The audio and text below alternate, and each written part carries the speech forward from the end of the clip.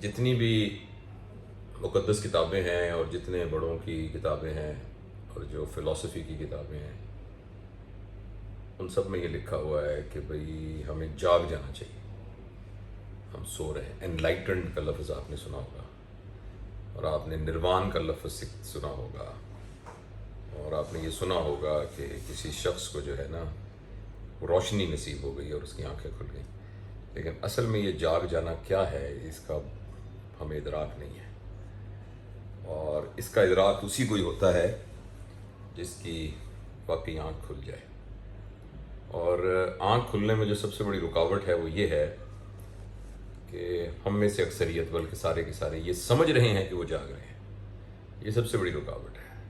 हमारा ये ख्याल है कि मैं जो भी कुछ फ़ैसले कर रहा हूँ, मैं आपसे बात कर रहा हूँ, मैं किताबें लिख रहा हूँ, मैं तकरीरें कर रहा हूँ, मैं शायरी कर रहा हूँ, मैं अपने प्रोफेशन में एक्सेल कर रहा हूँ, मैं लोगों से कम्युनिकेट कर रहा हूँ, आर्गू कर रहा हूँ, तो ये मैं सारा का सारा अपनी कॉन्शियसनेस के साथ कर रहा हूँ। लेकिन यही सबसे बड़ी गलतफहमी है।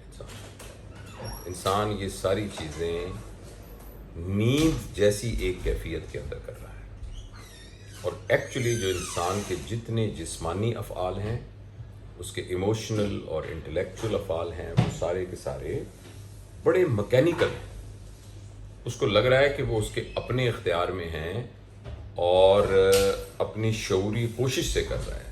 अगर मैंने ऐसे करके किया है, जैसे मैंने खुद अपनी शऊरी कोशिश से किया है, या आपसे कोई बात की है तो किसी शऊरी कोशिश की, लेकिन ऐसा नहीं है। ये सब का सब ऑटोमेटिक है, मैकेनिकल है। बाहर मुहर्रकात मौजूद हैं, उन मुहर्रकात की वजह से मैं मजबूर हूँ वो करने को जो मैंने किया। ऐसा करने पे मैं मजबूर था, आपसे जो मैंने बात की थी वैसा करने से मजबूर था। और बहुत से जो कॉम्प्लेक्स एक्ट हैं जिनको हम ये समझ रहे होते हैं कि ये मैं अपनी शऊरी कोशिश से कर रहा हूँ, वो actually in the form of sleep होते हैं। और जब इंसान अपनी शऊरी हालत में जागता है, जो कि बहुत कम लोगों को नसीब होता है, जिसको एनलाइटमेंट कहते हैं, तो उसमें इंसान का नॉलेज जो है वो सब्जेक्टिव की बजाय ऑब्जेक्टिव हो जाता है। अभी जो मैंने पहले आपको मिसाल दी ना, एक तो स्लीप है ना, स्लीप तो वाकई ही सोना ही है। लेकिन जब हम स्लीप से जागते हैं ना, ये कॉन्शियस लेवल की एक थोड़ी सी अगली सतह है, मगर ये भी एक तरह से स्लीप ही है, क्योंकि इसके अंदर भी जो कुछ हो रहा है वो मैकेनिकली हो रहा होता है सारा का सारा।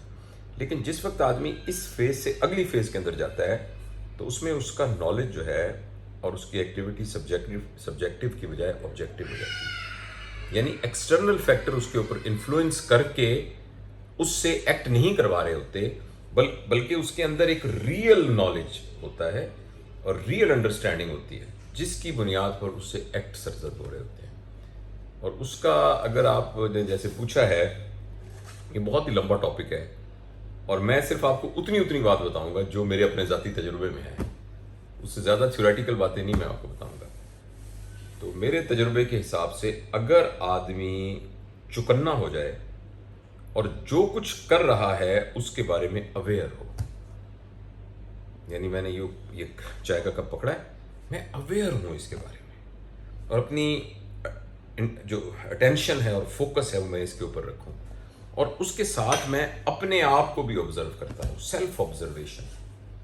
मैं जो कुछ कर रहा हूँ वो मेरी नज़र में हो। पता नहीं मैं इसको बात को समझा सकता हूँ कि नहीं समझा सकता, मतलब मैं इसको एक तजर्बे के तौर पे महसूस कर सकता हूँ।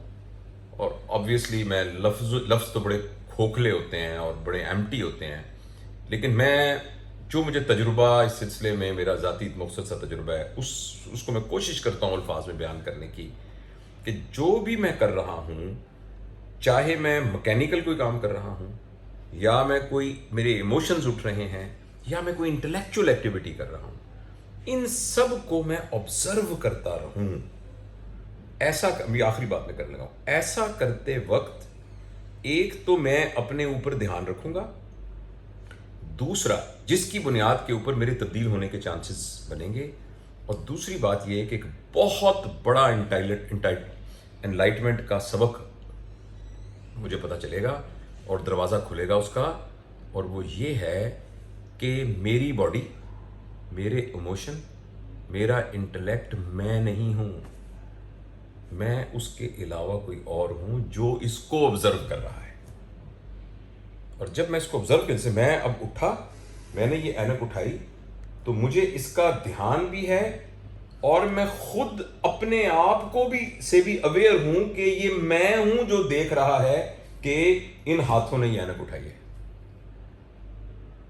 اور ایسا کرنے میں جو سب سے اہم چیز ہوتی ہے، میں نے جب بھی زندگی میں اس فیز میں تھوڑی دیر گیا ہوں تو اس میں جو سب سے اہم چیز ہوتی ہے کہ جو ہمارے باڈی پر جو سینسیشنز آ رہی ہوتی ہیں وہ ختم ہو جاتی ہیں.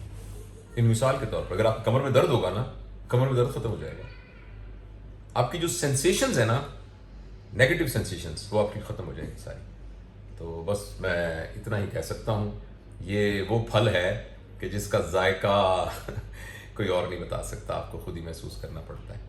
تو یہی بات ہے، بس آپ کے سوال کے جواب میں اتنا ہی آپ کو بتا سکتا ہوں.